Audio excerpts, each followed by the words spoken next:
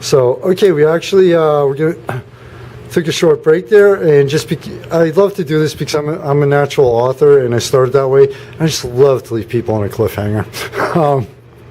But we're actually going to get into the technical side. I always, musicians, artists, even business owners now. I like to get into this because in today's modern world, there's actually two styles of art now, two main styles. You have your traditional and you have your digital. Now I've heard the debate as far as like, okay, taking a stylus on a touch screen is not the same as taking a paintbrush and doing it, because you're doing it in a program like Corel's Paint or something where you have, unlimited undos, et cetera, et cetera, et cetera. What are your views on digital art? Do you think that it's a true art form? Yes. Do you think that it's like an evolution, or, do you think that more along the lines of it should be more like a 50-50 as far as the different styles? I think that good art is good art. It doesn't matter how it was made, how it was created. If it's good, it's good. One thing that kind of is an irky kind of thing to me is when people go on and on about the equipment they use to make something. Photographers will say, oh, I used whatever, a Canon, I used this, I used that. It doesn't matter really in the end what you use. You can make a great photograph from a Quaker Oats box using a homemade pinhole camera. And right. Make a fantastic photograph. So, and that doesn't have a lens.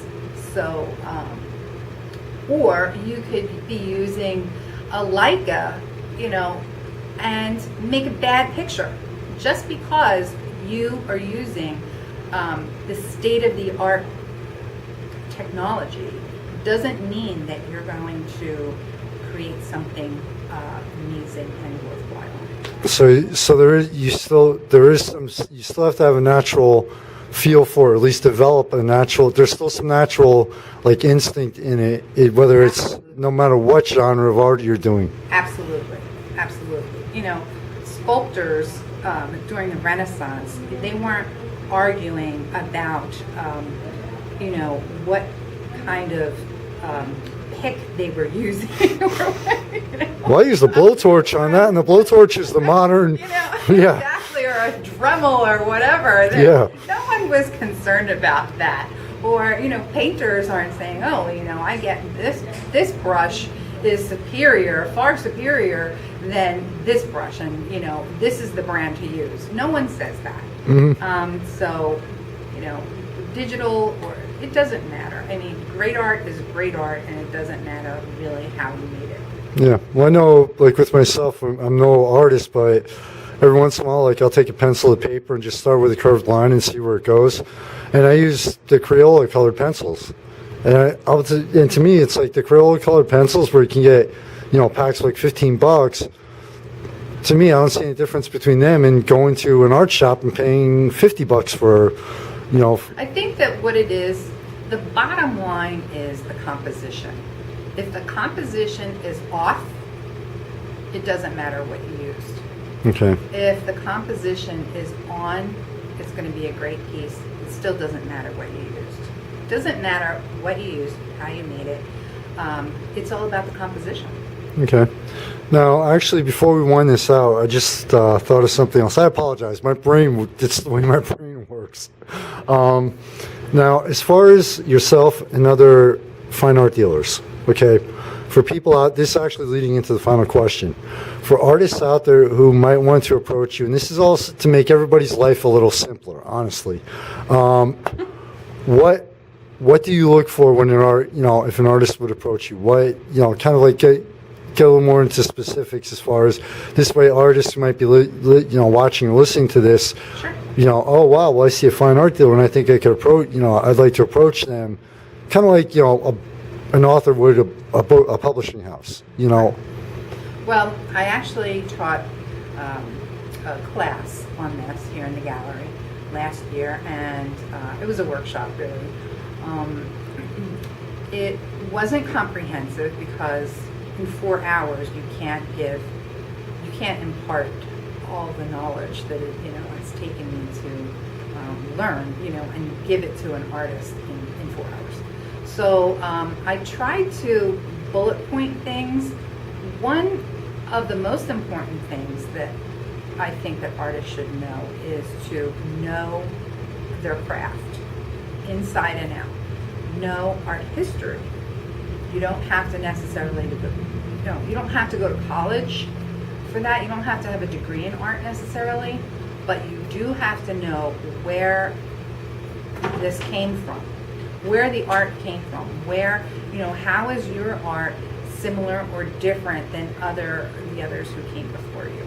You should definitely know how to talk about art, because when you are meeting with a professional, and a professional, hits you with, this is reminiscent of a Goya, or this is reminiscent of, another well-known artist, either, contemporary artists or what have you, you should know what they're talking about.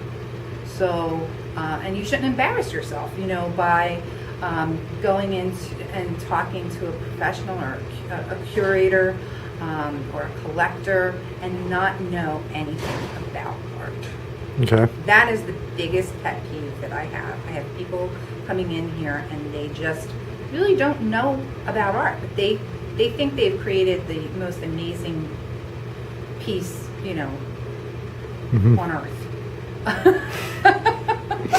Yeah, and then you start asking about it, and about all they could tell you is, well, I used oil paint, and Right.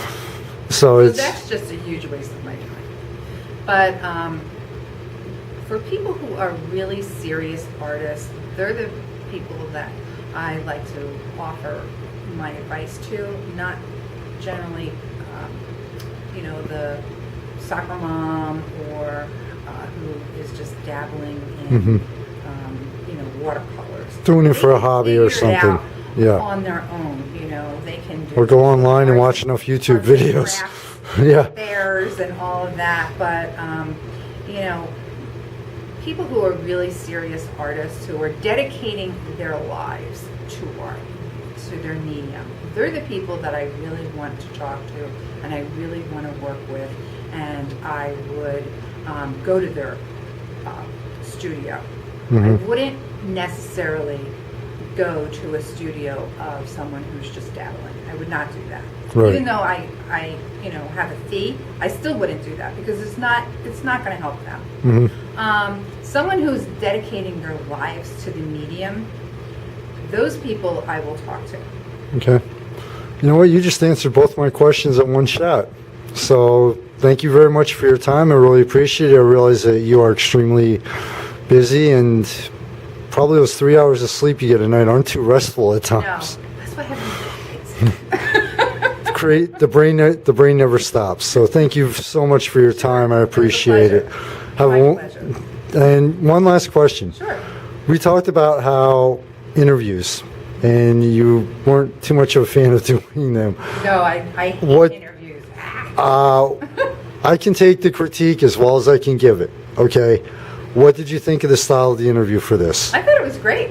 I really enjoyed it. Okay. I didn't feel as nervous as I normally would.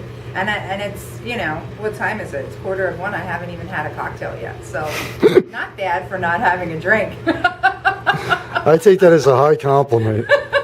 My goal was achieved, that you relaxed, you were able to have fun and just, and enjoy. So thank you very much for your time. Thank you.